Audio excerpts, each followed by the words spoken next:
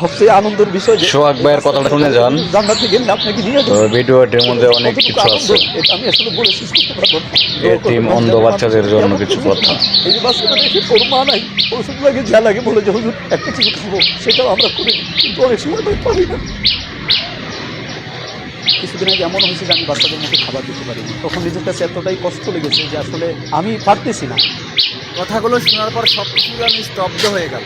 টাকা পয়সার অভাবে এই অন্ধ এতিম বাচ্চাগুলো না খেয়ে থাকে। এই কথাটা যেন কলেজায় গিথে গেল। আমরা কত টাকা পয়সা কত টাকা নষ্ট করি, আর এই সমস্ত অসহায় এতিম বাচ্চারা না খেয়ে থাকে। হুজুর, আপনার জন্য মন থেকে দোয়া রইল, আল্লাহ পাক যেন আপনাকে দীর্ঘ আয়ু দান করেন। আপনি এই অন্ধ বাচ্চাগুলোর জন্য যা করতেছেন তা ভুলবার মতো নয়। বিনা স্বার্থে এই অন্ধ বাচ্চাগুলোকে ভালোবেসে যাচ্ছেন নিজের সন্তানের মতো। তাদের জন্য কত পরিশ্রম করতেছেন, কান্নাকাটি করতেছেন। এমন মানুষ এই দুনিয়াতে কজন হয়?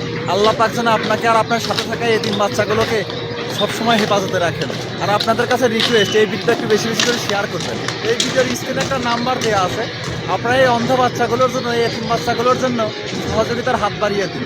যদি আপনারা টাকা পয়সা দিয়ে সাহায্য করতে না পারেন, তাহলে একটু বেশি বেশি করে শেয়ার দিয়ে সাহায্য করুন। আপনার একটা শেয়ারের জন্য 10 জনের কাছে ভিডিওটা পৌঁছাতে পারে, এবং ওই 10 জনের ভিতর থেকে 5 জন সাহায্যের হাত বাড়িয়ে দিতে পারে। তাই টাকা পয়সা দিয়ে না পারলেও ভিডিওটা শেয়ার করে সবার কাছে পৌঁছায় দিন। আর আপনাদের যার যেমন সামর্থ্য আছে, যদি পারেন এই অসহায় এতিম বাচ্চাদের পাশে দাঁড়ান।